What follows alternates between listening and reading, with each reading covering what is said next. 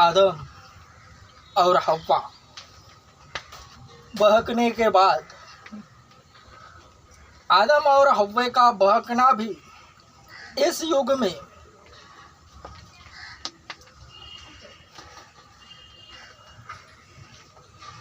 पाप करने के बराबर है। पहले आदम और हव्वा बहकी, फिर उनके द्वारा पाप ने जन्म लिया। सभी मनुष्य प्राणी उसी के तहत पाप के साथ जन्म लेते हैं। आदम और हव्वा ने दोनों ने आपस में एक दूसरे को जाना, संभोग किया और बच्चे पैदा करे। फिर उन बच्चों ने सारी सृष्टि में संपूर्ण मानव प्राणियों को निर्माण करा। संभोग से ही मनुष्य प्राणी जन्म लेता है। शादी के बाद उसे लीगली करार कर दिया जाता है, वरन संभोग से मनुष्य पैदा होता है। केवल आदम और हव्वा को परमेश्वर ने स्वयं के हाथों से बनाया,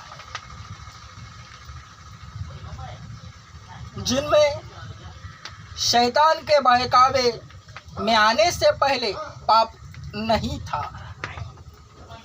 केवल उतना ही समय वे निष्पाप थे, वरन दुनिया में पाप बढ़ने के कारण वचन कहता है कि जगत में बहुत पाप बढ़ा, इसलिए परमेश्वर ने अपना इकलौता पुत्र दे दिया। इस वचन की पुष्टि इस युग में करे तो इस युग में इस वक्त जो देश देश में लड़ाइयाँ हो रही है, पॉलिटिक्स में झगड़े, घर में रगड़े झगड़े, हर तरफ पाप पाप पाप ही के कारण सब कुछ हो रहा है, तो उस वक्त स्वयं परमेश्वर को जन्मना पड़ा तो इससे भी अधिक पाप था। इसलिए परमेश्वर स्वनिर्मित बना, उसका शब्द स्वर्गदूत के मार्फत कुंवारी मरियम के पास पहुंचा। हे कुमारी, हे स्त्री,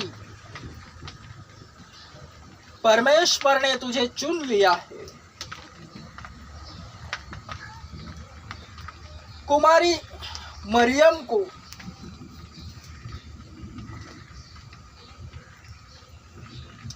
इस दुनिया में सबसे ज्यादा धन्य स्त्री कहा जाता है। इसके पीछे भी कारण है। सर्वप्रथम शैतान ने हव्वा को बहकाया, और हव्वा एक स्त्री थी, और स्त्री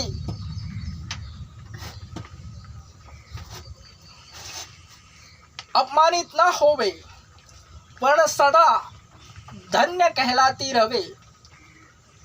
हव्वा की भरपाई के निमित्त कुमारी माता को चुना गया। इसलिए आज तक एवं अंत तक माता मरियम को सभी जन धन्य धन्य धन्य कहते रहेंगे। प्रभु की माता, प्रभु यीशु की माँ मरियम,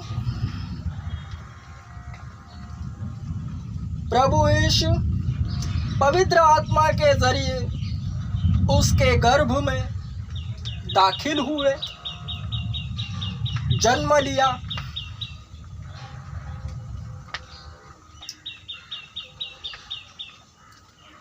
ठीक उसके बाद प्रभु यीशु इस दुनिया में मनुष्य रूप धारण कर रही संसार की संस्कारी लैंग्वेज में कहता हूँ, जिस तरह मैं हूँ,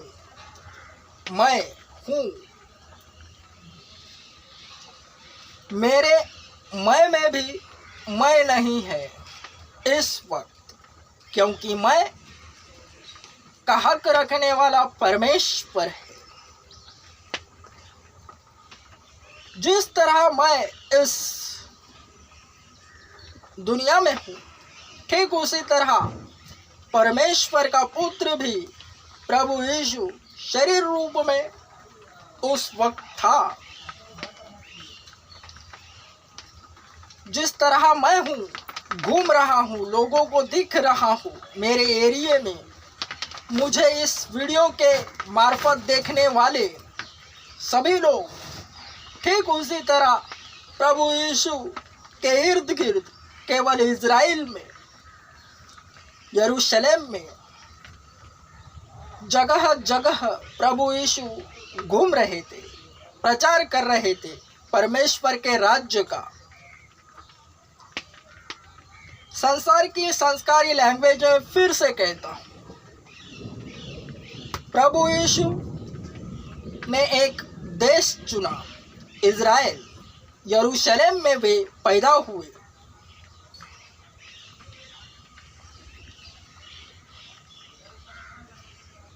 दो 2017 से पहले मैं भी शरीर रूप में था।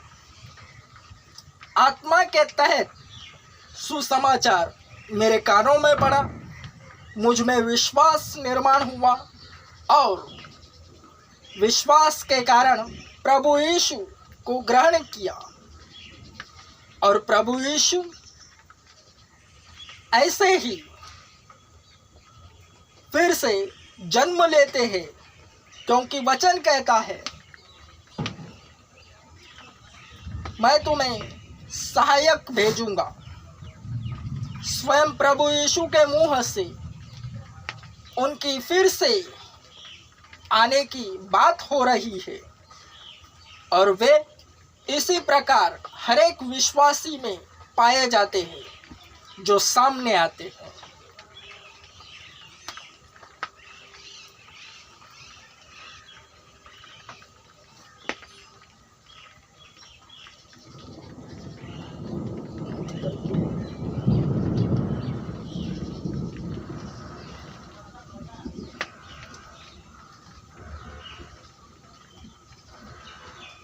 दुनिया का सबसे बड़ा चर्च ओपन कर रहा हूँ, आ जाओ।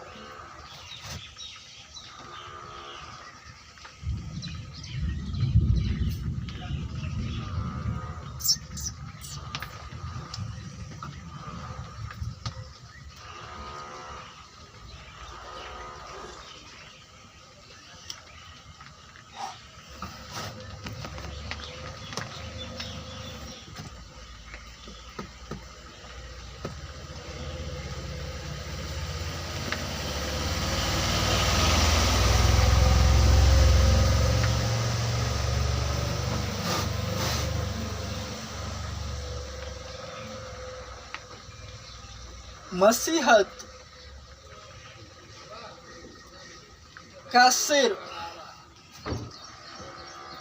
मुख्य सरगना प्रभु यीशु है। उसके अनुयायी दुनिया के कोने कोने में फैले हैं। विश्वासी अविश्वासी दोनों को मिलाकर मसीहत के पहिए दौड़ते हैं। अगर विश्वासी है तो अविश्वासी को होना जरूरी है।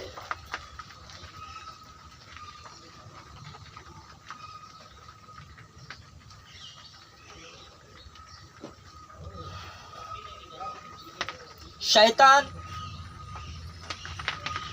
अब भी परमेश्वर की बराबरी करना चाहता है और जिस तरह शैतान तब गिराया गया, अब भी बार बार गिराया जाता है। हाँ उठो भाई, उठो उठो।